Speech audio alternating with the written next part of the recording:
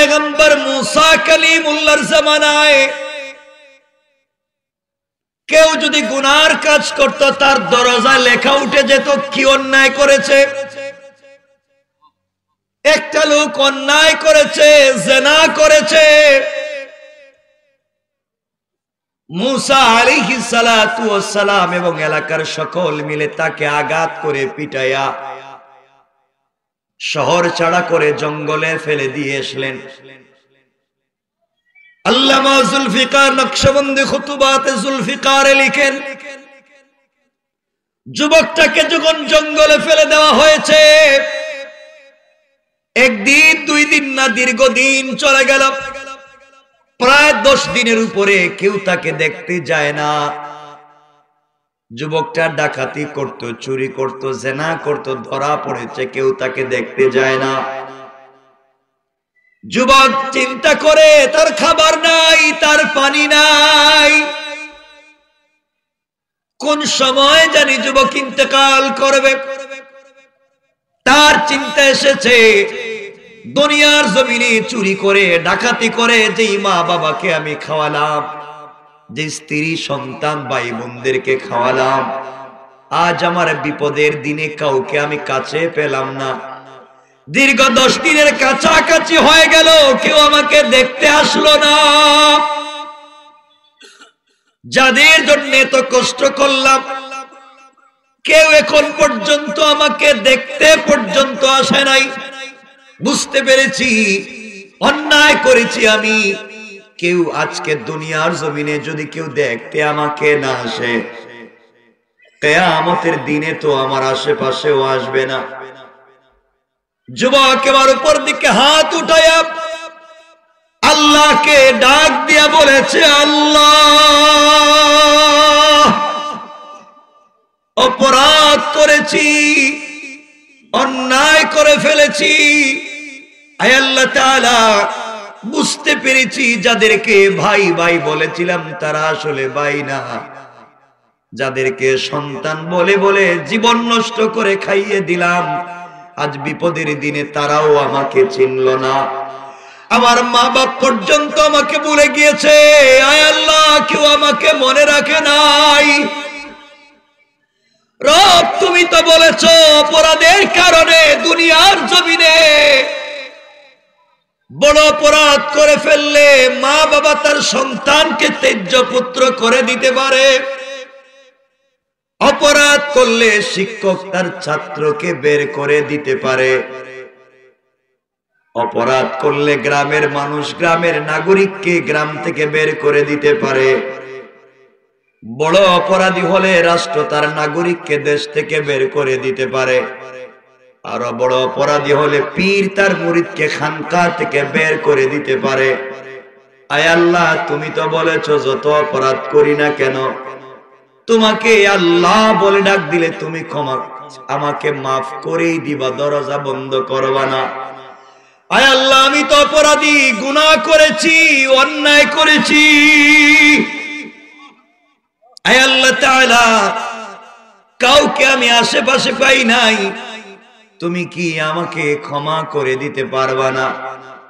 আয় আল্লাহ, আমি যদি মরে যাই তুমি কালিমা নসিব করে দাও, আর আমি যদি বেঁচে যাই কথা দিলাম জীবনে অন্যায় করব না। এইভাবে যুবক যখন কান্নায় ভেঙে পড়েছে, কাঁদতে কাঁদতে এক সময় যুবকটা ইন্তেকাল করেছে, মরে গিয়েছে। গভীর রজনীতে মুসা আলাইহিস সালাতু ওয়াস সালামকে আল্লাহ তাআলা ঘুম থেকে উঠালেন আর ডেকে ডেকে বললেন, মুসা, আমার কলিজার টুকরা এক বান্দা জান্নাতি ইন্তেকাল করেছে, জঙ্গলের ভিতরে তুমি তার জানাজার ব্যবস্থা করো। আল্লাহ তাআলাকে মুসা বলতে লাগলেন, আল্লাহ তাআলা, আমি কি একা যাব না বনি ইসরাইল নিয়ে যাব? আল্লাহ বললেন, মুসা রে, বনি ইসরাইলকে সাথে করে নিয়ে যাও। মুসা আলাইহিস সালাম বলছেন, আল্লাহ তাআলা, বনি ইসরাইল তো যাবে না, তারা নগদে বিশ্বাস করে, বাকিতে বিশ্বাস করে না। আয় আল্লাহ তাআলা, আপনি বলেন না জানাজা শরীক হলে কি দিবেন? আল্লাহ রাব্বুল ইজ্জত ওয়াল জালাল জানায়া দিলেন, মুসা আমার এই জান্নাতি বান্দার জানাজায় যারা শরীক হবে আমি আল্লাহ তাদের সবাইকে মাফ করে দেব। আল্লাহু আকবার। মুসা আলাইহিস সালাতু ওয়াস সালাম বনি ইসরাইলকে সঙ্গে নিয়ে চলতে লাগলেন। দীর্ঘ পথ চলবার পরে জঙ্গলে যাওয়ার পরে তাকাইয়া দেখেন ওই চোর ডাকাত বদমাইশ যাকে গ্রাম থেকে বের করে দেওয়া হয়েছিল সে মরে পড়ে আছে। বনি ইসরাইল মুসাকে নিয়ে টিটকারি করতে লাগলো, মুসা তুমি বললা ওলি আর আমরা দেখি বদমাইশ। মুসা আলাইহিস সালাম আল্লাহকে ডাক দিয়া বলছেন, আল্লাহ তাআলা আমাকে অপমান করতে করতে শেষ পর্যন্ত উম্মতের সামনে অপমান করে দিলেন। আয় আল্লাহ এই যুবকটাকে তো অপরাধের কারণে আমরাই পিটাইয়া গ্রাম থেকে বের করে দিয়েছি। আল্লাহ বললেন, মুসা তোমাদের কথা সত্য, যুবকটা খারাপ এটা সত্য, কিন্তু যুবক আমার ওলি তাও সত্য। আয় আল্লাহ কেমনে? আল্লাহ বললেন, মুসা যুবকটাকে যখন তোমরা জঙ্গলে ফেলে দিয়েছিলে কেউ তোমরা কাছে যাও নাই, তার মা বাপ যায় নাই, আত্মীয় স্বজন কেউ দেখতে যায় নাই। ওই সময় বান্দা যখন উপর দিকে হাত উঠে আমাকে আল্লাহ বলে ডাক দিছে, আমি তো রব আমার বান্দাকে ভুলে যেতে পারি না। দুনিয়ার সবাই তাকে ভুলে যেতে পারে, আমি আল্লাহ তাকে ভুলে যেতে পারি না। যখন আমার বান্দা কাউকে কাছে না পেয়ে আমাকে ডাক দিয়ে তওবা করেছে, আমি আল্লাহ তার তওবাকে কবুল করে তার জিন্দেগির গুনাহগুলোকে মাফ করে জান্নাতি বলে ফয়সালা করে দিতে আমি আল্লাহ এক মিনিটও দেরি করি না। সুবহানাল্লাহ, জোরে পড়েন।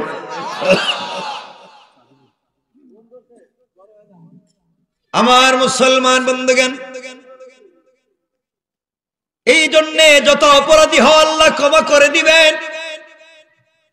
আল্লাহ আমার তিলাওয়াতকৃত আলোচ্য আয়াতে বলছেন, ওয়াল্লাযীনা ইয়াকুলুনা রব্বানা ইসরিফ আন্না আযাবা জাহান্নাম ইন্না আযাবাহা কানা গরামা।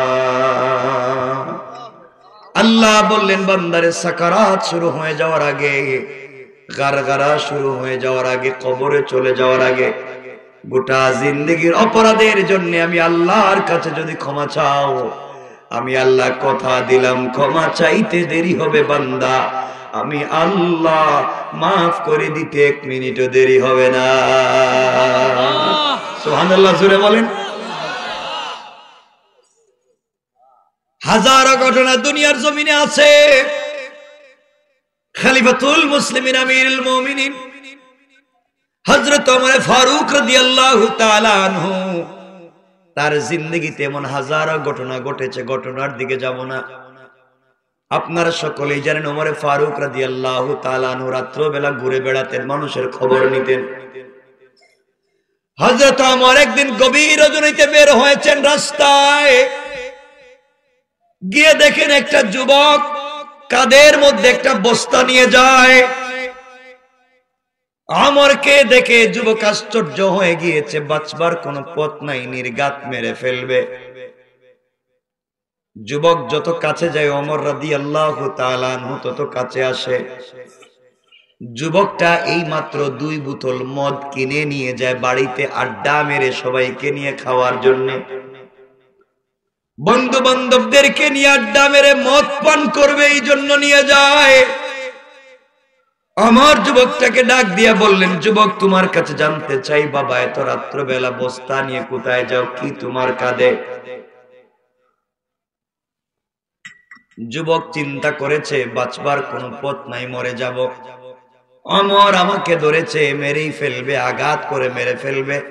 একদিকে তো মদ নিয়ে যাচ্ছি, তা গভীর রাত্রে নিয়ে যাচ্ছি। যুবক ডাক দিয়া বলছে, খলিফাতুল মুসলিমিন আমিরুল মুমিনিন ও ওমর, আমার এই ব্যাগের ভিতরে গরম গরম 2 বোতল দুধ আছে। আমার বললেন, যুবক রে, এত গভীর রাত্রে দুধ নিয়ে কোথায় যাও? যুবক বলছে, খলিফাতুল মুসলিমিন, আমিরুল মুমিনিন, আমার বোন অসুস্থ, বাবা দুধ দিয়ে পাঠিয়েছে নিয়ে যাওয়ার জন্য। যুবকের ইচ্ছা হলো এই কথাগুলা বললে হয়তো আমার আমাকে ছেড়ে দিবে। একটা অপরাধের উপরে কতগুলা মিথ্যা অপরাধ করলো, তার উদ্দেশ্য হলো অমরকে এই কথা বললে ছেড়ে দিবে। অমর তো এই লাইনের লোক না। তিনি বললেন, যুবকের বোতল খোলো, ব্যাগ খোলো, আমি দেখি। এবার যুবক বুঝতে পেরেছে নির্ঘাত বিপদের সম্মুখীন হয়ে গেলাম, মরে যাব, বাঁচবার কোনো পদ্ধতি নাই। এক তো মদ, তা বলছে দুধ, অপরাধের উপরে অপরাধ। যুবক যখন কি চিন্তা করে, এখন কি করবে, বাঁচবার কোনো পদ্ধতি নাই। এমন সময় মনে মনে চোখের পানি ছেড়ে আল্লাহকে ডাক দিয়ে বলেছে, আল্লাহ তাআলা, আমি তো গুনাহগার, তোমার নাম তো আজিজুল গফফার। আয় আল্লাহ, তুমি তো মাবুদে মেহেরবান। অপরাধ করেছি আমি, অন্যায় করেছি আমি।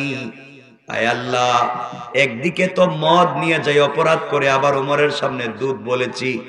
নিশ্চয় ওমর এখন আমার শরীর থেকে মাথা আলাদা করে দিবে, আমাকে মেরে ফেলবে।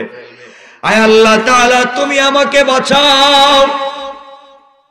আয় আল্লাহ, কথা দিলাম এই মুহূর্তে তুমি যদি আমারকে ওমরের সামন থেকে বাঁচাইয়া দাও, আমি কথা দিলাম জীবনে আর কোনোদিন মদের গ্লাসে মুখ লাগাবো না। তওবা করলাম, কথা দিলাম আর কোনোদিন মদ পান করব না। আমি আজরাইলকে তো ভয় পাই না, ওমরকে যত ভয় পাই, কারণ নির্ঘাত এখনই মেরে ফেলবে। তওবা করেছে আর কাঁদতেছে। ওমর বললেন, যুবক দেরি করো না, আমার হাতে উঠাইয়া দাও। যুবক এইবার ব্যাগটা ওমরে ফারুকের হাতে দিয়েছে। ওমরে ফারুক রাদিয়াল্লাহু তাআলা ব্যাগ নিয়া বোতল খুললেন, খুলে দেখেন সত্যি বোতলের ভিতরে গরম গরম দুধ রয়েছে। আল্লাহু আকবার, জোরে বলুন আল্লাহু আকবার। হযরত ওমর আশ্চর্য হয়ে গেলেন, ব্যাপার কি? সত্যি তো যুবক বলছে মদ না দুধ নিয়ে যায়। তিনি বললেন, বাবা চলে যাও, দেরি করে ফেলেছি। এবার যুবক ব্যাগটা রেখে দিয়ে চোখের পানি ছেড়ে কান্না করে বলছে, খলিফাতুল মুসলিমিন, ভুল করেছি, অন্যায় করেছি, আমি মিথ্যা কথা বলেছি। সত্যি বোতলের ভিতরে দুধ ছিল না, বোতলের ভিতরে মদ ছিল। আপনার হাত থেকে বাঁচবার জন্য আল্লাহর কাছে তওবা করে বলেছি, আল্লাহ জীবনে মদ পান করব না, বাঁচাইয়া দাও। আমার আল্লাহর কাছে তওবা করেছি, আর জীবনে কোনোদিন মদের বোতলে মুখ লাগাবো না। আমার আল্লাহ আমার দোয়াকে কবুল করে মদকে মুহূর্তের ভিতরে দুধ বানাইয়া দিয়েছেন। কোন সুবহানাল্লাহ, আল্লাহু আকবার, জোরে বলেন আল্লাহু আকবার। আল্লাহ পারবেন নি? পারবেন। কথা বলেন, পারবেন? পারবেন। আপনাদের কষ্ট হচ্ছে? আমরা বেশি লম্বা করব না। কষ্ট হচ্ছে আপনাদের? একটু হাত দেখান তো দেখি, কারা কারা কষ্ট পাইছেন। আরে বাবা, আমি বলছি কারা কারা কষ্ট পাইছেন। কথা শেষ হওয়ার আগেই তো হাত উড়িয়ে দিলেন। শুনবেন তো আমি কি কই। কষ্ট পাইছেন? অসুবিধা হচ্ছে? একজনের অসুবিধা হচ্ছে না? আমি আর লম্বা করবো না বেশি।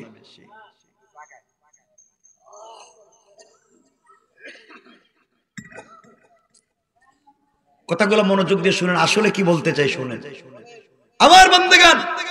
সুতরাং রব বলেছেন, যত বড় অপরাধী হন মাফ করে দিবেন কে? আল্লাহ মাফ করে দিবেন। এজন্য আমরা গুনাহ করলে কার দরবারে যাব? আল্লাহর দরবার কই? আর নাই? আর কই? আর নাই। আল্লাহর দরবার, আল্লাহর জায়গা তো সব জায়গা। আপনি নিজের ঘরে বসে দোয়া করেন না কেন? আপনি নিজের ঘরে বসে ইবাদত করেন না কেন? দুনিয়ার জমিনে আল্লাহকে ডাকেন, আল্লাহ বলছেন বান্দা তুই আমার কাছে চাইবে যা, তার চাইতে 1000 গুণ বেশি আমি দিয়ে দিব। সুবহানাল্লাহ। আমি শেষ করতেছি যে কথাগুলা বলে আপনাদেরকে 2 রাকাত নামাজের কথা বলি, শেষ করে দিচ্ছি। 2 রাকাত নামাজ পড়বেন, সালাম ফিরাবার আগে সেজদায় গিয়া, রুকুতে গিয়া, সেজদা রুকুর মধ্যখানে দোয়া করবেন। নিজের বাসায় নিজে যেভাবে পারেন আপনি দোয়া করবেন। নামাজ শেষ হওয়ার আগে আপনার সব দোয়া আল্লাহ কবুল করবেন। সুবহানাল্লাহ। বিশ্বাস হইল না? না একটু বিশ্বাস হয় নাই? আপনাদের টাকা পয়সার দরকার আছে না? কয় আমারে কয়া লাভ কি না, ভিতরে ভিতরে তো সবারই দরকার আছে। টাকা পয়সা লাগবে না, ইজ্জত সম্মান লাগবে না? রব বলেছেন সম্পদ যদি চাও, ইজ্জত যদি চাও, জান্নাত যদি চাও, 2 রাকাত সালাত পড়ো, সালাম ফিরাবার আগে তোদের সব দোয়া কবুল। সুবহানাল্লাহ। সবাই বলেন না সুবহানাল্লাহ? সুবহানাল্লাহ। পড়বেন তো 2 রাকাত নামাজ। ইনশাআল্লাহ। এই 2 রাকাত নামাজ হচ্ছে সালাতুল হাজত।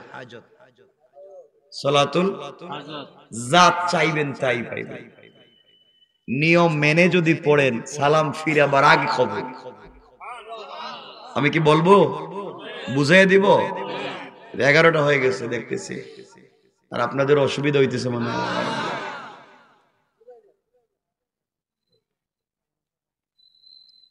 আপনাদের অসুবিধা না হইলে আমার হইতেছে।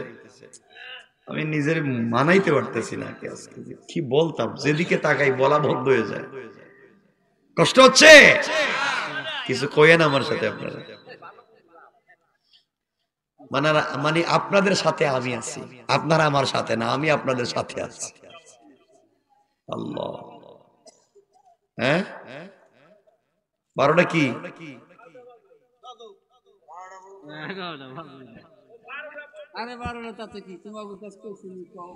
কথা শুনেন।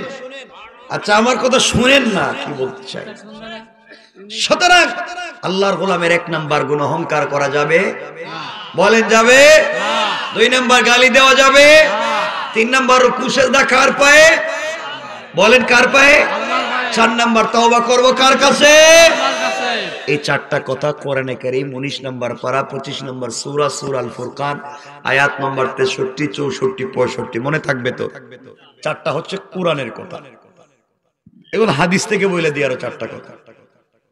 নবীজি বলেছেন তোমরা যদি হাদিসের 4 গুণ মানো আর কোরআনের 4 গুণ, 4 4 কত? 8। সবাই বলেন 8 গুণ। 8টা গুণ যদি মানো, মরলেই দারুস সালাম নামক এক জান্নাত আছে, দারুস সালাম, মরলেই সেই জান্নাতে পৌঁছে যাবেন। সুবহানাল্লাহ। দারুস সালাম নামক জান্নাত চিনেননি আপনারা? শুনছেননি? দারুস সালাম নামক জান্নাতটা কি জানেননি আপনারা?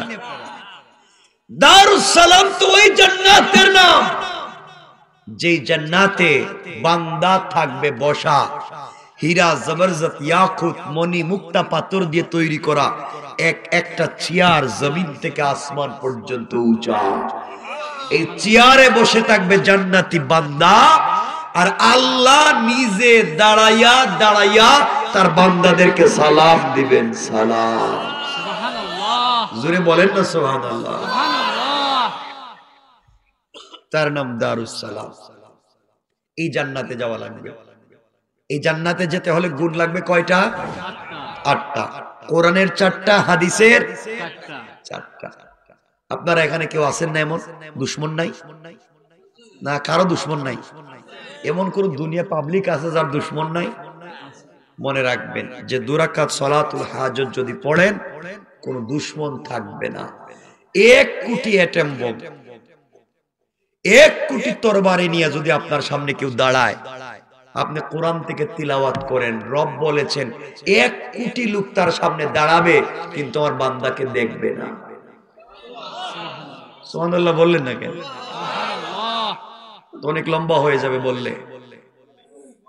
আরে না, খালি বলেন না, শুনেন কি বলতে চাই। সুতরাং দুশমন থেকে বাঁচবার জন্য শুধু তাবিজ কবজ না, তিলাওয়াত করবেন কোরআন শরীফ। আপনারা তো কিছু হলেই হুজুরের কাছে তাবিজের জন্য যান। তাবিজ দিয়ে কি হইব?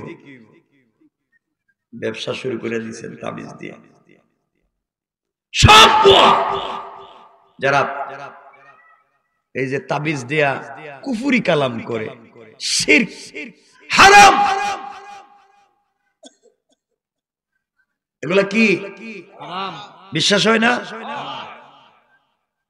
হুজুরদের তো কোনো কাজ নাই, হুজুররা তাবিজ লেখা দেয়, একটা দিবা বালিশের নিচে, একটা দিবা কবরস্থানে, আরেকটা কোন জায়গায় গলায়, আরেকটা কই চুলার ভিতরে দিবা, চুলার ভিতরে যেন জ্বলে, আর আরেকটা দিবা কপালে ঠাডা পড়বার জন্য, যে তাবিজ লেখছে তার যেন কপালে ঠাডা পড়ে। লিখে দিল কেন এটা?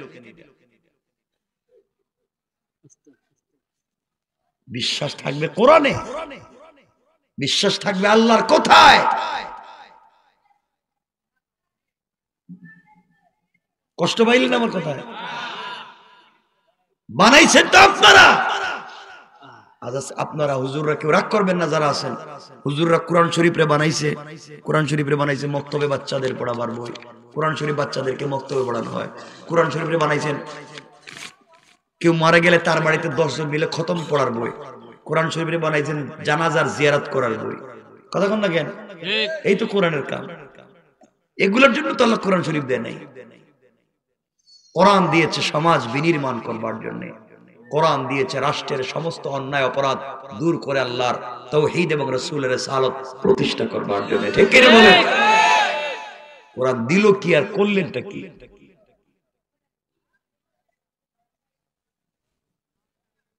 এজন্য মনে রাখবেন এই জমিন হচ্ছে আল্লাহর, এই জমিনে হুকুম চলবে আল্লাহ, কোন দুনিয়ার কোন মানুষের হুকুম এই জমিনে চলবে না। হাদিসের 4 গুণের 1 নম্বর নবীজি বলেছেন আফশুস সালাম। 1 নম্বর তোমরা যারে পাও তারে সালাম দাও। কি দাও? সালাম দাও। এজন্য আজকে থেকে বাসায় গেলে বউরেও সালাম দিবেন। ইনশাআল্লাহ। আজকে দরজায় গিয়ে দাঁড়ায় বলবেন বউ আসসালামু আলাইকুম ওয়া রাহমাতুল্লাহ। বউ কই বউ মা এর আজকে কোন মুতে ধরলো, জীবনে সালাম দেয়নি, আজকে দেখি নতুন সালাম শুরু করলো 70 বছর পরে।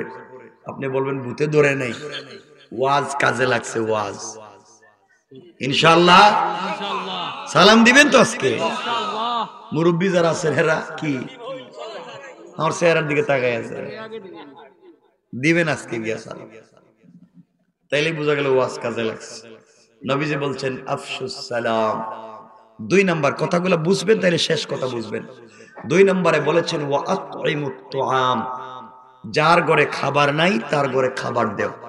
আপনার ঘরে 10টা আইটেমের খাবার আছে, প্রতিবেশীর ঘরে এক বেলার খাবার নাই, আপনি যত তাহাজ্জুদওয়ালা হন জান্নাতে যাইতে পারবেন না। প্রতিবেশীর হক দেন।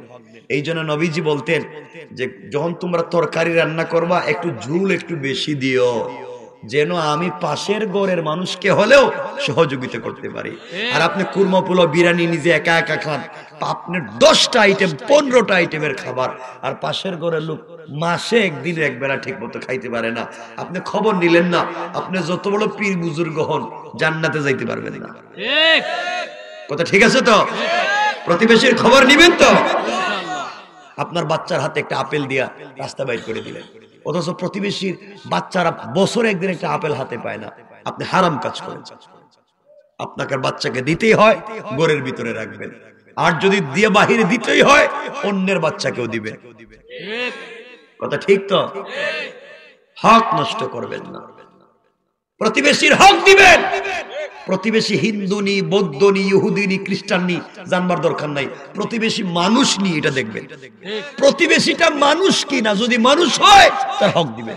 ঠিক ঠিক আছে তো? ইনশাআল্লাহ। ইনশাআল্লাহ। আপনার ঘরে মাছ রান্না করেছেন বা খাসি রান্না করেছেন, আপনার পাশের ঘর হিন্দু, ও সারা বছরে একদিন বেচারা এটা ভালো মাছ খাইতে পারে না, এটা গোশত খাইতে পারে না, আপনি তার ঘরে দিয়ে দেন, রব খুশি হয়ে যাবেন। সুবহানাল্লাহ। সুবহানাল্লাহ। খেদমতে খালক। আমার নবীজি কেমন ছিলেন? এজন্য আত্মীয় স্বজনদেরকেও, দূরে আত্মীয় স্বজন হলেও তাদের হক দিবেন। নবীজি বলেছেন 3 নম্বর ওয়াসিলুল আরহাম, আত্মীয়তার বন্ধন ঠিক রাখো। কি এর বন্ধন? আত্মীয়তার বন্ধন। আত্মীয়তার বন্ধন তো আজকালকে নাই। ছেলেরা বিয়ের আগে মা বাবার কথা শুনে, বিদেশে তাকে, ঢাকা শহরে তাকে ইনকাম করে মা বাপকে টাকা দেয়, আর বিয়ার পরে তার লাইফে তার বউ, তার শালি, তার শালা, তার শ্বশুর শাশুড়ি ছাড়া তার চৌকি আর কিচ্ছু দেখে না। কথা কথা ঠিক কিনা বলেন? ওগুলো আসেনি এলাকায়। মারে দেখতে পারে না, মারে কই বুড়া, মারে দেখতে পারে না, বাবাকে 10টা টাকা দেয় না, অথচ শ্বশুর বাড়ি গিয়ে শাশুড়ি রে কয় আম্মা আপনি আঙ্গুর খাইবেন না আপেল খাইবেন। একথা কোন না কেন? এই শয়তান নাই এলাকা নাই? শয়তান খুঁজে পান না। বিয়ের পরে শ্বশুর বাড়ি শাশুড়ির নামে অ্যাকাউন্ট করে, ব্যাংকে অ্যাকাউন্ট করে, শালার নামে অ্যাকাউন্ট করে। নিজের ভাই যদি টেলিফোন দিয়ে বলে ভাই আমি এসএসসি পরীক্ষায় গোল্ডেন জিপিএ 5 পাইছে, আমারে তুমি একটা দামি মোবাইলের দরকার নাই, এটা 2000 টাকা দিয়ে একটা মোবাইল দিলে আমি খুশি হব। কদর সারা বছর তোদেরকে খাওয়াইতে খাওয়াইতে জিন্দেগি শেষ, কলিজা নষ্ট করলাম আর না। আর শালি যদি ফোন দিয়ে দুলা ভাই আমি তো গোল্ডেন জিপিএ 5 পেয়েছি, থ্যাংক ইউ, তোমার জন্য আইফোন দিতেছি। একথা কোন না কেন? বলে নাই এলাকায় কত বড় জালেম। মার খবর নেয় না, বাবার খবর নেয় না, সন্তান মা বাবার নামে জায়গা জমি কিনে না, শ্বশুর বাড়ি গিয়ে কিনে। একথা কোন না কেন? এগুলো আসেনি, আসেনি এলাকায়। কত বড় জালেম চিন্তা করে।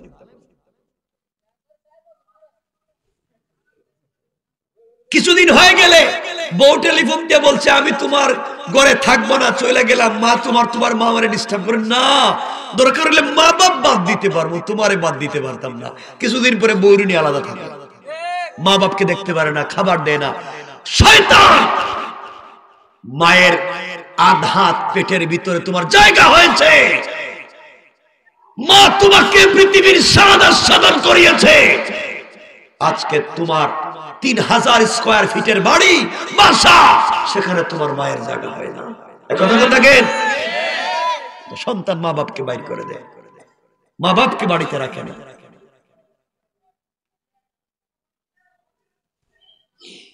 এজন্য আল্লাহর ওয়াস্তে, আল্লাহর ওয়াস্তে সন্তান যারা আছো মা বাবার হক দাও। রব বলেছেন আমার হকের পরে ওয়াবিল ওয়ালিদাইনি ইহসানা, মা বাবার হক দাও, মা বাবার হক দাও। এজন্য আল্লাহর ওয়াস্তে মা বাবার দিকে খেয়াল রাখবেন তো ইনশাআল্লাহ। মা বাবার দিকে খেয়াল রাখবেন। বাপ বুড়া হয়ে গেছে, বাপকে কিছু বলতে পারো না, মা বুড়া হয়ে গেছেন, খবর নেও না। তুমি তোমার বাচ্চাকে যে ভালোবাসো, তোমার মনে পড়ে না তুমি ছোট থাকতে তোমার মা বাপ তোমাকে সেম ভালোবেসেছে? তোমার মনে পড়ে না কত রাত তোমার মা তোমার জ্বর ছিল, সারা রাত তোমার বিছানার পাশে বসে কান্না করে রাত কাটিয়ে দিয়েছে? আজ তুমি মাকে চিনো না, তোমার মা মানুষের বাড়িতে কাজ করে করে নিজে না খাইয়া মা তাই না তোমারে খাওয়াইয়া বড় কইছে। না কথা কোন না জ্ঞান? তুমি জানো না তোমার বাবা জমিনে কাজ করেছে, বৃষ্টিতে জমিনে ভিজেছে, রোদে শুকিয়েছে, এরপরে আসে নাই বাচ্চার স্কুলের বেতন দেওয়া লাগবে। বড় হইয়া এমনি বাপরে ছিল না, মারে ছিল না, নিমক হারাম। আফসোস হয় মা বাপ কত কষ্ট করে সন্তানকে লালন পালন করে, বড় হইয়া বাপরে দেখতে পারে না, বাপরে দেখতে তো পারে না। এমন কি ঈদের দিন পর্যন্ত গ্রামে মা বাপ দেখতে আসে না, শ্বশুর বাড়ি যায়। কথা বলেন না কেন? আসে না? নেই? জালেম! কসম করে বলছি তোমার বাপ যদি মুশরিক হয়, তোমার মা যদি কাফের হয়, এরপরও তার খিদমত করা ফরজ। যে কোনো ধর্মের হোক তার হক তাকে বুঝিয়ে দিও, নচেত জান্নাতে যেতে পারবে না। কষ্ট পাইলেন? নবীজি মেরাজে গেলেন, লম্বা হাদিস, আখরাজান নাসাই মিন তরিক যুহরিয়া উরওয়া আন আয়েশা রাদিয়াল্লাহু তাআলা আনহা قالت قال رسول الله صلى الله عليه وسلم دخلت الجنة فسمعت قراءة فقلت من هذا فقيل حارثة بن النعمان فقال رسول الله صلى الله عليه وسلم كذلك البر وكان برا بأمه নবীজি মেরাজে গেলেন লম্বা হাদিস যাওয়ার পরে শুনেন জান্নাতের ভিতরে নবীজির আগে কে কোরআন শরীফ তিলাওয়াত করতেছে সুবহানাল্লাহ সুবহানাল্লাহ জোরে বললেন না জিবরাইলকে জিজ্ঞাসা করলেন ও জিবরাইল জান্নাতে আমার আগে কি কেউ আসছে ইয়া রাসূলুল্লাহ না তাহলে কোরআন তিলাওয়াত করে কে জিবরাইল বলছেন ইয়া রাসূলুল্লাহ আপনি একটু ফলো করেন কে নবীজি ফলো করে দেখলেন এটা তো পরিচিত তেলাওয়াত আমার সাহাবী গরীব খেতে পারে না তিন বেলার খাবার নাই গরীব মানুষ কাজ করে খায় হারিসা ইবনে নোমান তার কোরআন তিলাওয়াত জিবরাইল হারিসা তো দুনিয়া জিন্দা ছোট মানুষ তার আওয়াজ জান্নাতে আসলো কেমনে জিবরাইল জবাব দিলেন ইয়া রাসূলুল্লাহ ইয়া হাবিবাল্লাহ পয়গম্বর আরবি হারিসা ইবনে নোমান গতকালকে মাকে সন্তুষ্ট করেছে মাকে সন্তুষ্ট করেছে মা তার উপরে সন্তুষ্ট হয়ে আল্লাহর দরবারে হাত উঠাইছে আল্লাহ তার মায়ের দোয়াকে কবুল করে নিয়া হারিসা দুনিয়ার জমিনে জিন্দা থাকা অবস্থায় আল্লাহ খুশি হয়ে তার কোরআনের তিলাওয়াতকে জান্নাতে রেকর্ড করে দিয়েছে সুবহানাল্লাহ সেটা হচ্ছে খিদমত ওটা দুনিয়ার মানুষকে সারা জিন্দেগি খাওয়াইয়া খুশি করতে পারবো না মা বাপকে কিছু না দিলে হাসি মুখে কথা বললেই খুশি হয়ে যাবে ঠিক কিনা বলেন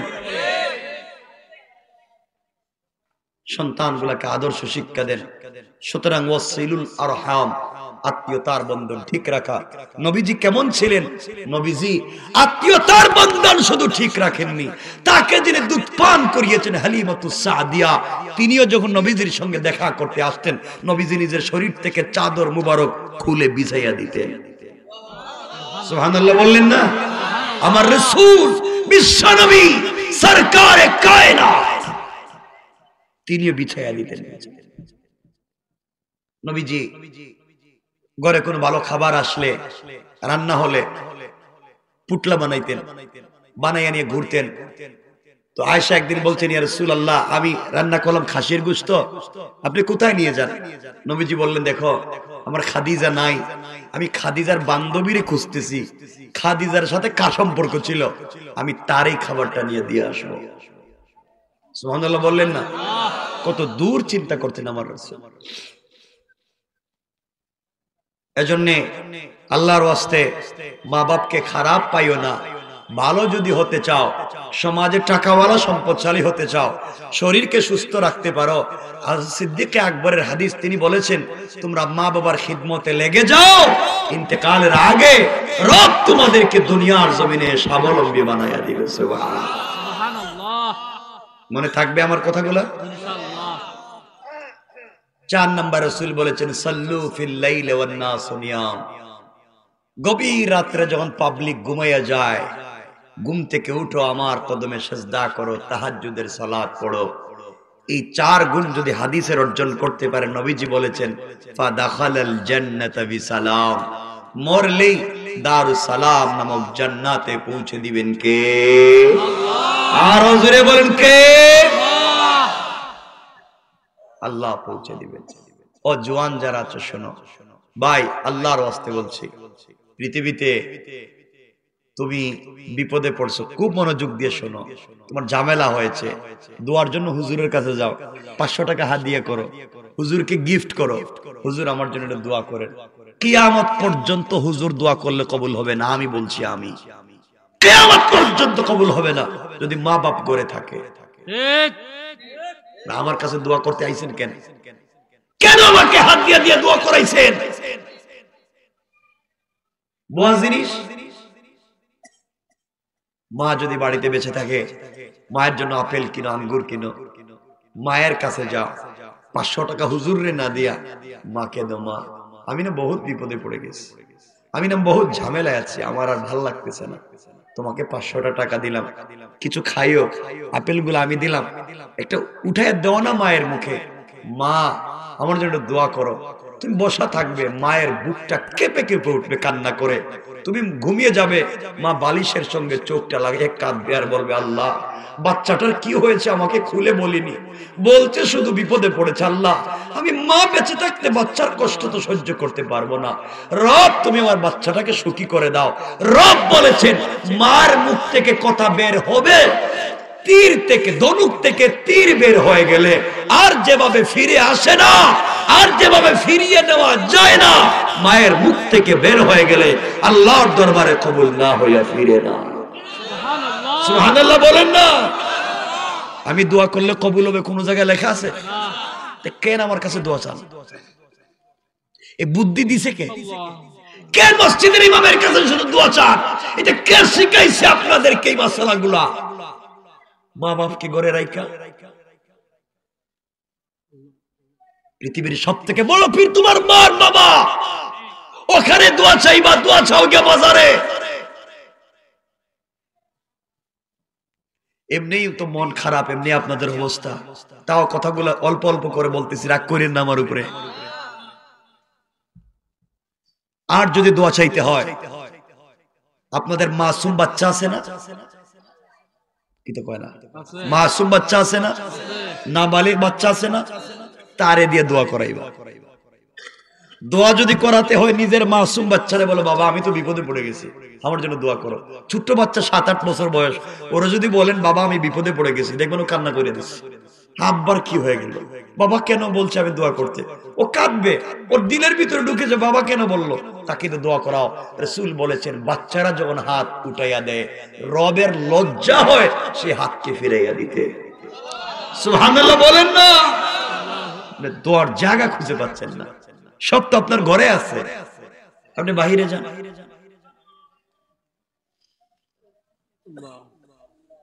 কোন জায়গায় নবীজি বলেছেন আমার কাছে দোয়া চাও? নবীজি আমারকে বলেছেন আমার মায়ের খিদমত করেছে এক পাগলা, আমারে দেখে নাই, নাম কি? ওয়াইস আল কারনি। ওয়াইস আল কারনি আমাকে দেখেনি, মায়ের খিদমত করেছে, সাহাবী হতে পারে নাই, কলিজার টুকরা মায়ের খিদমতে জীবন কাটিয়ে দিয়েছে। ওমর, আলী, যদি ওয়াইসের সঙ্গে কোনোদিন দেখা হয় তোমার জন্য দোয়া নিও, দোয়া নিও। সুবহানাল্লাহ বললেন না? ওয়াইস আল কারনির সাথে দেখা হলে তোমাদের হালতে দোয়া নিও, আমার উম্মতের জন্য দোয়া করতে বইলো। আমার বিশ্বাস ওয়াইসের দোয়া আল্লাহ কবুল করবেন, কারণ সে তার মায়ের খিদমত করেছে। সুবহানাল্লাহ।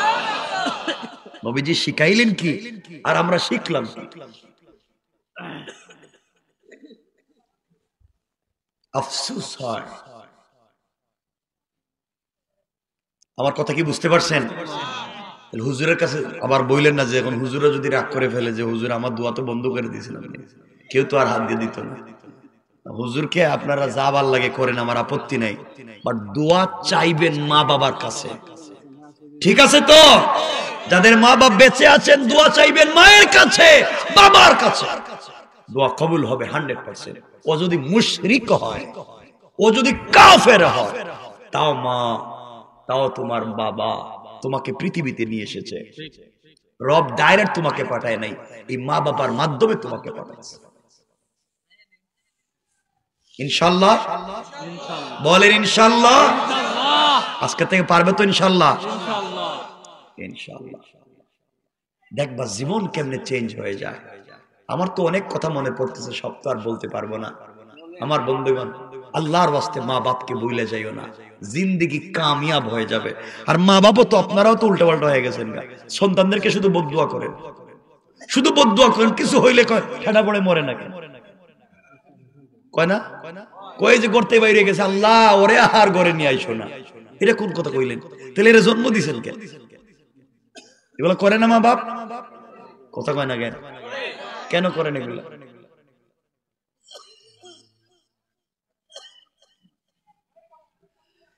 এই জন্য আমার মুসলমান বন্ধুগণ কথাগুলো দিল দিয়ে শুনেন কি বলতে চাই।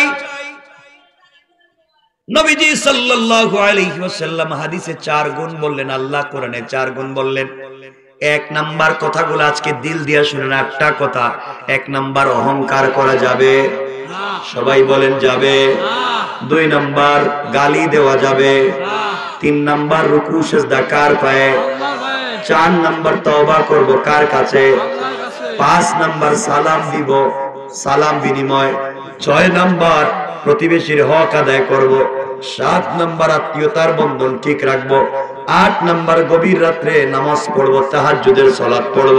এই 8 গুণ যদি অর্জন করেন, নবীজি বলেছেন ইন্তেকাল করতে দেরি হবে, দারুস সালাম নামক জান্নাতে যেতে দেরি হবে না। পড়েন সুবহানাল্লাহ। কয়টা বলছি? কত সহজ ওয়াজ করে দিলাম, 8টা কথা মনে রাখবেন। এই জন্য আমার মুসলমান বন্ধুগণ, এই দুনিয়ার জমিনে আল্লাহর ওয়াস্তে দুনিয়ার জমিনে নিজেকে খারাপ পথে নিয়ে যাইয়েন না। আমার অনেক মা আছেন, নিজের ছেলের বউকে দেখতে পারেন না, শুধু লেগেই থাকেন। অথচ আপনার চিন্তা করা দরকার, আপনার ছেলের বউকে নিজের মেয়ে মনে করেন।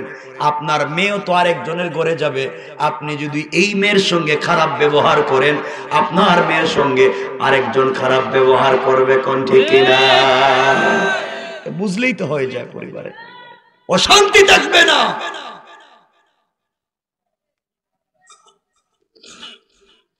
এই জন্য আল্লাহর ওয়াস্তে কথাগুলা বুঝেন কি বলতে চাই। কথা শেষ দিকে নিয়ে আসতেছি। আপনাদেরকে যে কথা বলতে চাইছিলাম মনে আছে কিনা? কয় রাকাত নামাজ? আল্লাহ বলছেন সাল্লু ফিল লাইলি ওয়ান নাসু নিয়াম, গভীর রাত্রে কয় রাকাত? আল্লাহ বলছেন 2 রাকাত সালাত পড়ো, আমার কাছে চাও বান্দা। কথা দিলাম যা চাই তার আগে আগে আমাদের দোয়াকে কবুল করে নেবেন কে? শুনেন, এই দুনিয়ার জমিনে একজন বড় বুজুর্গ আল্লাহর ওলি ছিলেন, যিনি কোন পয়গম্বর ছিলেন না, যিনি কোন নবী রাসূল ছিলেন না, কিন্তু আল্লাহ তাআলা তার কথাগুলাকে তো পছন্দ করেছেন, এত ভালোবেসেছেন। তার নামকে কোরআনে কারীমের সূরা বানায়া, তার কথাগুলাকে কোরআনের আয়াত বানিয়ে কোরআনে নাজিল করেছেন। পড়েন সুবহানাল্লাহ, আল্লাহু আকবার বলেন। তার নাম হাকিম লোকমান। কি বলতে চাই শুনেন। এই হাকিম লোকমান কালো মানুষ ছিলেন, খুব কালো মানুষ ছিলেন। আল্লাহ তাকে সম্মানিত করেছে। হাকিম লোকমান একবার সন্তানদেরকে কাছে নিয়ে ওসিয়ত করতেছেন, নসিহত করতেছেন। কথাগুলা শুনেন, অনেকগুলা কথা সন্তানদেরকে বললেন। এক সন্তান দাঁড়িয়ে গিয়েছে, এক ছেলে দাঁড়িয়ে বলছে, আব্বা জান, আল্লাহ আপনাকে দুনিয়ার জমিনে এত সম্মান দিয়েছে, ও বাবা আপনি আমাদেরকে এত পরামর্শ দিয়েছেন, সবগুলা পরামর্শ মানি, কিন্তু আব্বা জান আমার মন চায় আমি যেন ব্যবসা করি। কি করি? কথা বললেন না? আমার মন চায় আমি ব্যবসা করি, আপনি আমাকে টাকা দেন। কথাগুলা দিল দিয়ে শুনবেন কি বুঝাতে চাই। হাকিম লোকমান বলছেন, বাবা তোমাকে দেওয়ার মতো আমার কাছে তো টাকা পয়সা নাই, কেমনে ব্যবসা করবা? কারণ আল্লাহর রাসূল বলেছেন ব্যবসার মধ্যে আল্লাহ রব্বুল ইজ্জত ওয়াল জালাল অর্ধেক রিজিক মানুষের জন্য রেখে দিয়েছেন। পড়েন সুবহানাল্লাহ। ব্যবসা করো। আমার কথা রাগ করেন না, ব্যবসা কথা বলছেন। নবীজিকে আল্লাহ কোরআনে কারীমের 30 নম্বর পারা সূরা ইনশিরাহের শেষ দিকে বলছেন, ফাইদা ফারাগতা ফানসাব, আপনি যখন ফ্রি হবেন, ফানসাব কাজ করেন, কসব করেন, কামাই করেন। নবীজিরে কি বলছেন আল্লাহ? কথা বলেন না কেন? কাজ করেন, ফানসাব কাজ করেন। আল্লাহ রাসূলকে বলছেন কাজ করেন, আর আমরা শুধু মানুষের হাতের দিকে তাকায় থাকি। ফজরের নামাজের পর আল্লাহ বলছেন ফজর শেষ, বের হয়ে যাও, হালাল রিজিকের জন্য জমিনে বের হয়ে যাও। আমি হালাল রিজিক জমিনে রেখে দিয়েছি, তোমরা হালাল রিজিকের জন্য বের হয়ে যাও। আর আমরা হুজুররা ফজরের পরে বাইরে যাই, কার বাড়িতে খতম আছে? লজ্জা করে না?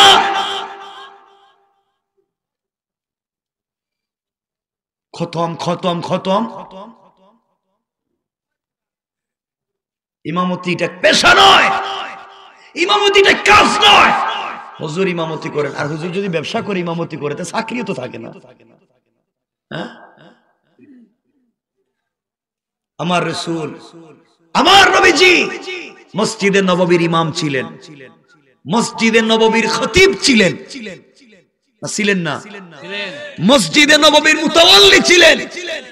আমার নবীজি মাদ্রাসায় দারুল আরকামের প্রিন্সিপাল ছিলেন, মাদ্রাসায় দারুস সুফার প্রিন্সিপাল ছিলেন, মসজিদের ইমাম, মসজিদের খতিব, মাদ্রাসারও প্রিন্সিপাল, মসজিদের মুতাওয়াল্লি, মদিনার বাজারের ব্যবসায়ী সমিতির সভাপতি ছিলেন।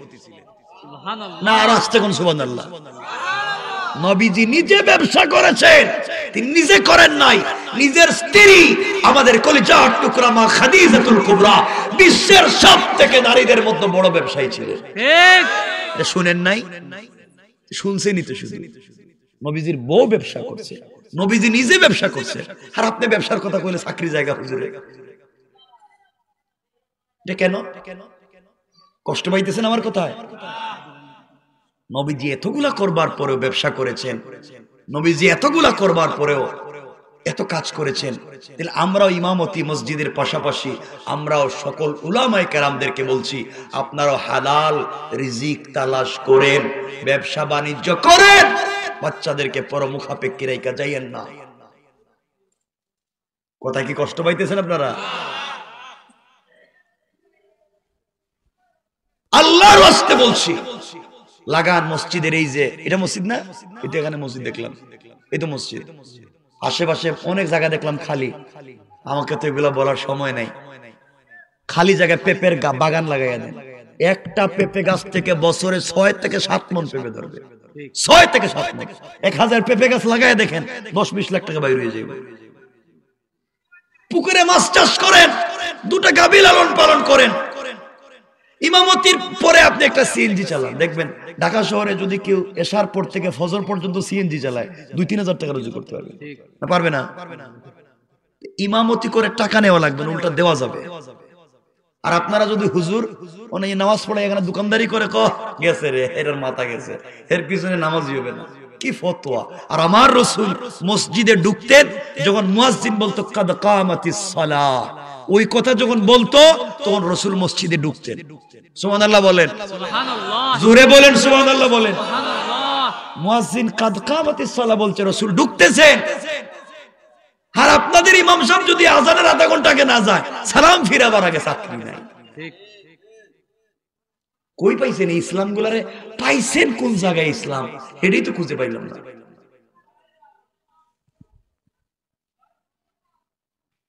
বন্ধ করেন, বহুত মুসল্লি আছে ইমামের বদনাম করে।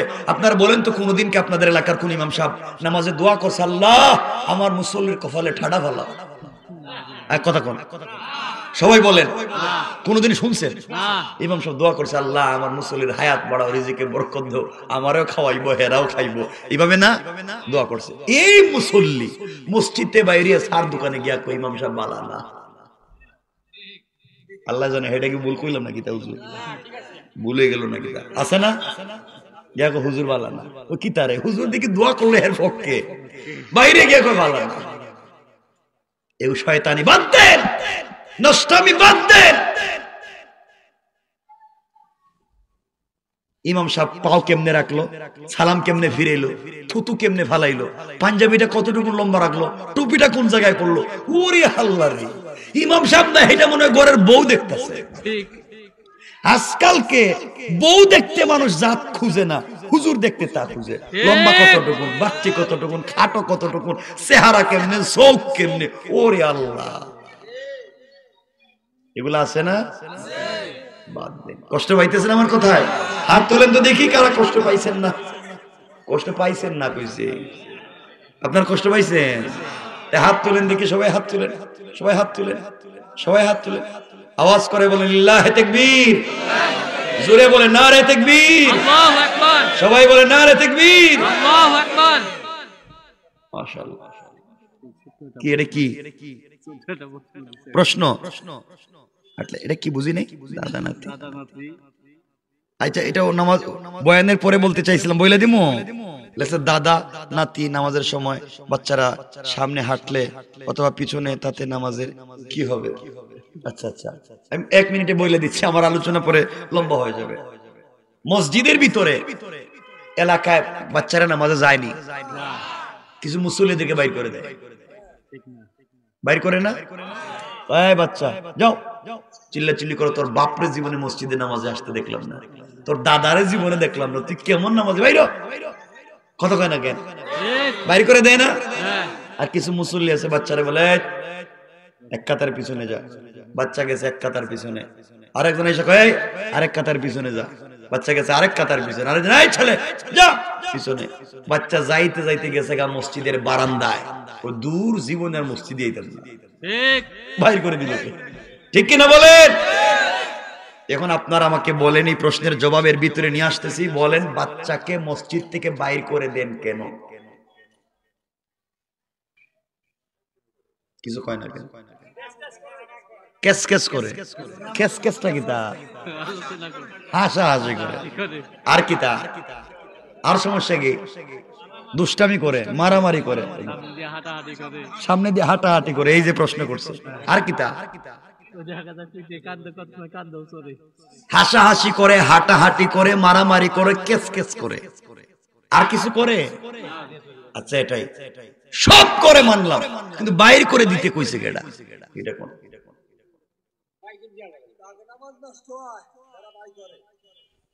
ওই যে বাচ্চারা চিল্লাচিল্লি করে বাইর করে দেন, বাইর করে দেন কোন? কিছু কয় না।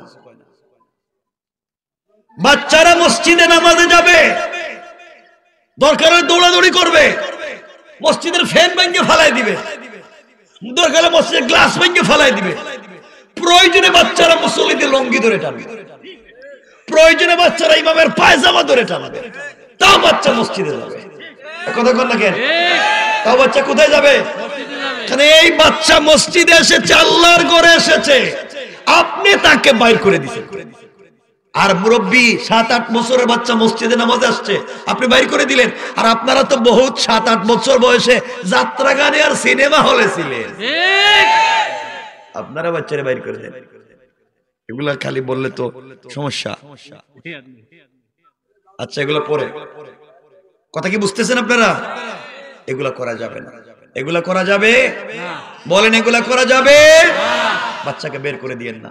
বাচ্চা দরকার হলে যাই করুক, চিল্লাচিল্লি করুক, মারামারি করুক, হ্যাঁ বাচ্চারা সামন দিয়ে যদি দৌড় দেয়, আপনি তাকে বুঝান, ও না বুঝলে তার মতো ছেড়ে দেন, তাকে বুঝান, বাচ্চাকে ইসলামটা বুঝান। আর সব বাচ্চারা মসজিদে এক জায়গায় জমা করলে ওরা মারামারি করবো না, কি করবো? ওরা মারামারি করবো না, কি করবো? আপনারা সব এক জায়গায় জমা করে দেন, বাচ্চারা দিবেন 2 মুরব্বীর চিপা একজনরে দেন, আরেক মুরব্বীর চিপা আরেকটারে দেন, আরেকজনের চিপা আরেকটারে দেন, তাহলে তোরা মারামারি করবে না। ঠিক কিনা বলেন? সবগুলোর এক জায়গায় জমা করে দেন, তোরা তো মারামারি করবে। শুনেন হাদিস, রাসূল পাক সাল্লাল্লাহু আলাইহি ওয়াসাল্লাম কেমন নামাজ পড়তেন। নবীজি একদিন আসরের সালাত পড়তেছেন, পড়াচ্ছেন মসজিদে নববীতে ইমাম, নবীজি মসজিদে নামাজ পড়াচ্ছেন, আসরের ইমাম মুসল্লি হযরতে আবু বকর, ওমর, উসমান, আলী, বড় বড় সাহাবায়ে কেরাম হচ্ছেন মুসল্লি, ইমাম হচ্ছেন নবীজি।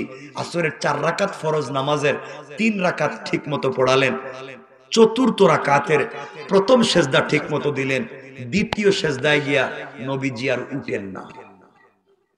এভাবে চলে গিয়েছে প্রায় আধা ঘন্টা, নবীজি সেজদার থেকে মাথা উঠান না।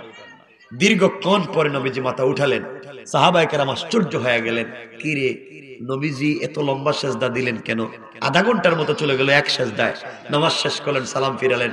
সাহাবায়ে কেরাম বলছেন, ইয়া রাসূলুল্লাহ, আজকের থেকে কি আমরা আসরের নামাজের চতুর্থ রাকাতের দ্বিতীয় সেজদা আধা ঘন্টা লম্বা করব?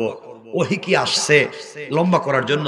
নবীজি বললেন, না রে, আমি যখন নামাজের চতুর্থ রাকাতের দ্বিতীয় সেজদায়, তখন আমার নাতি হাসান ও আমার কাঁধের উপরে উঠে আমার পিঠে বসে 2 পা আমার 2 দিক দিয়ে ছেড়ে দিয়া আমার লম্বা চুলের মুষ্টি ধরে হে গুড়া দৌড়ায়। সুবহানাল্লাহ বলবেন না? আমি নামাজের ইমামতি করি আর আমার নাতি আমার পিঠে গুড়া দৌড়ায়। এখন চিন্তা করলাম, আমি যদি সেজদা থেকে উঠি আর নাতি যদি ভয় পায় মসজিদ থেকে যায়, রব যদি বলেন কিও বানাইছিলাম রহমাতাল লিল আলামিন, আপনারে একটা নাতি উঠছে কাদের উপরে, তাও মসজিদ থেকে বাইর করে দিলেন। আল্লাহ যদি আমার ধমক দেয়, আমার তো ইজ্জত থাকবে না, আমি ভয় পাই। চিন্তা করলাম নাতি যতক্ষণ ভাল লাগে খেলো, নাইবা গেলে গা নামাজ শেষ করে আল্লাহর কাছে তওবা করব। ও সাহাবীরা, সালাম যখন ফিরলাম, জিবরিল আমিন এসে আমাকে সালাম দিয়ে বলছি, ইয়া রাসূলুল্লাহ, আপনি নামাজের সিজদায়, নাতি আপনার কাঁধে খেলাধুলা করতেছে, আর আল্লাহ আরশে আজিম থেকে এই দৃশ্য দেখে মুস্কি মুস্কি হাসতেছে। এটা ছিল রাসূলের নামাজ। আর আপনাদের সমস্যা কি? নবীজির নামাজ যদি এই হয়, তো আপনার আমার নামাজের কি অবস্থা? কথা কি মনে থাকবে তো ইনশাআল্লাহ? এখন লম্বা হয়ে যাচ্ছে, 11:30 হয়ে গেছে। ভাই আমি কি কথা বলার তো দরকার নাই। না না, 11:30 হয়ে গেছে।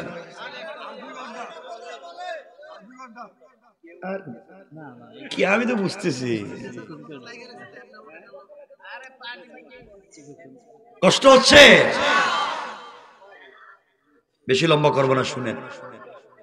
তাইলে আমার কথা কি বুঝছেন?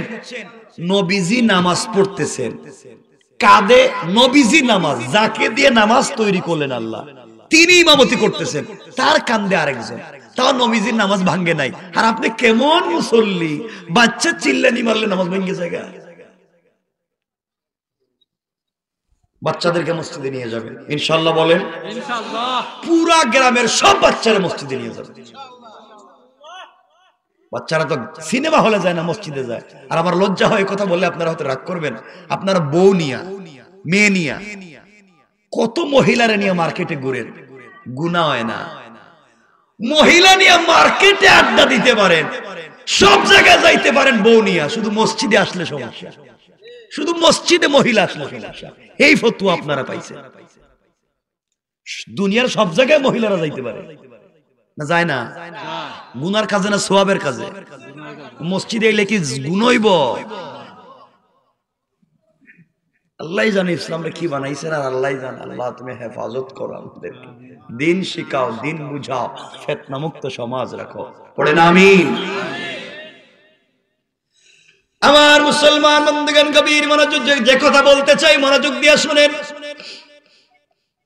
হাকিম লুকমান সন্তানকে বলছেন, বাবা তোমাকে দেওয়ার মতো টাকা আমার কাছে নাই। মনোযোগ দিয়ে কথাগুলো শুনেন। সন্তান বলছে, আব্বা জান, আপনি টাকা দিলে আমি বিজনেস করতে পারতাম। হাকিম লুকমান বলছেন, বাবা রে, আমিও তো তোমাকে টাকা দিতে চাই, কিন্তু আমার কাছে টাকা নাই। হঠাৎ করে হাকিম লুকমান বলছেন, বাবা আমার এক বন্ধু আছে, এখান থেকে 100 মাইল দূরে বাড়ি, সাগরের পারে চরের মধ্যে 2 তলা কাঠের বাড়ি বানাইয়া 2 তলায় থাকে। তার কাছে আমি 4000 টাকা পাই, 4000 দিনার দিরহাম টাকা পাই। তার কাছ থেকে যদি টাকাগুলা নিয়ে আসতে পারো, তুমি বিজনেস করতে পারবে। কিন্তু বাবারে, আমার মন বলছে তুমি যদি টাকা আনার জন্য বাইর হও ঘর থেকে বের হয়ে গেলে মরে যেতে পারো, তুমি বাঁচবে না। এই জন্য তোমাকে টাকা আনতে দিতে পারি না। সন্তান বলছে, আব্বা জান, আপনি বলেন না কেন টাকা আনতে গেলে কেন মরে যাব, কি বিপদ হতে পারে আপনি বলেন। হাকিম লোকমান বলছেন, বাবারে, তোমাকে যদি টাকা আনবার জন্য আমি বলি, তুমি ঘর থেকে বের হতে পারো, কিন্তু সমূহ বিপদের সম্ভাবনা আছে, আর ঘরে ফিরে নাও আসতে পারো। আব্বা জান বলেন না কি সমস্যা? বাবারে, ঘর থেকে বের হয়ে গেলে উত্তপ্ত মরুভূমি পাইবা, ওই মরুভূমিতে গেলে তোমার জিহ্বা শুকিয়ে যাবে, কলিজা শুকিয়ে যাবে, পানির প্রয়োজন পড়বে, পানি তুমি খুঁজে পাবে না। বোতলের ভিতরে পানি নিয়ে যাইবা, ওই পানি পান করবার জন্য বের করবা, কিন্তু বাবা পানি দেখবা উতরাচ্ছে, গরম উতরাচ্ছে, ধোঁয়া বের হচ্ছে, পানি পান করলে মরে যাবা। বাবারে, ওই সময় যদি বেঁচে যাও, সামনে গেলে সাপ তোমাকে কামড় দিয়ে মেরে ফেলতে পারে। বাবা, আরো সামনে যদি যাও, একটা মেয়েকে বিয়ে করবার প্রলোভন দিবে, বিয়ে করলে তুমি মরে যাইবা। হাকিম লোকমানের ছেলে বলছে, আব্বা জান কিছুই বুঝলাম না, বুঝাইয়া বলেন। এবার হাকিম লোকমান বলছেন, বাবারে, টাকা আনবার জন্য গেলে তুমি মরে যাইতে পারো, কিন্তু বাবা ঘর থেকে বের হওয়ার সময় তুমি যদি 2 রাকাত সালাতুল হাজত পড়ে বের হয়ে যাও, মনে আসেনি নামাজের কথা? আমি তো মূল আলোচ্য বিষয় ভুলে যাব না। তোমরা যদি 2 রাকাত সালাতুল হাজত পড়ে ঘর থেকে বের হয়ে যেতে পারো, আমার মন বলছে আজরাইল ছাড়া কেউ তোমার কোনো ক্ষতি করতে পারবে না। ও বাবা, তুমি যদি ঘর থেকে 2 রাকাত সালাতুল হাজত পড়ে বের হয়ে যাও, বোতলের মধ্যে পানি নিয়ে বের হবা, রাস্তায় গেলে তোমার পানির প্রয়োজন পড়বে। বাবারে, ঘর থেকে বের হওয়ার পরে দীর্ঘ একটা মরুভূমি পাইবা। দীর্ঘক্ষণ মরুভূমিতে চলবার পরে তোমার পায়ের চামড়া ছুটে গিয়ে রক্ত পড়বে জমিনে। বাবারে, তোমার কলিজা শুকিয়ে যাবে, জিহ্বা শুকিয়ে যাবে, পানি পান করবার জন্য মন চাইবে। হঠাৎ তোমার মনে পড়বে ব্যাগের ভিতরে বোতলে পানি আছে, পানি পান করবার জন্য বের করবা। ও বাবা, ওই সময় দেখবা পানি উতরাচ্ছে, পান করলে মরে যাবা। এমন সময় তুমি মরুভূমিতে তাকায়া দেখবে একটা গাছ নাই, পাতা নাই, লতা নাই, হাজার হাজার কিলোমিটার কিছুই নাই।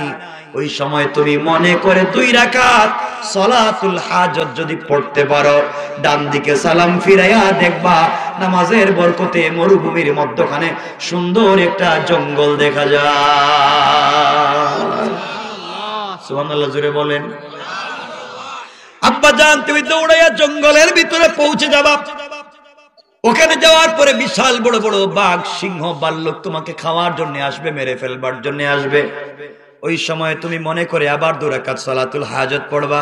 বাবারে, আবার যদি 2 রাকাত সালাতুল হাজত পড়ো, বাঘ ভাল্লুক তোমাকে মারবার জন্য আসছিল, আর মারবে না।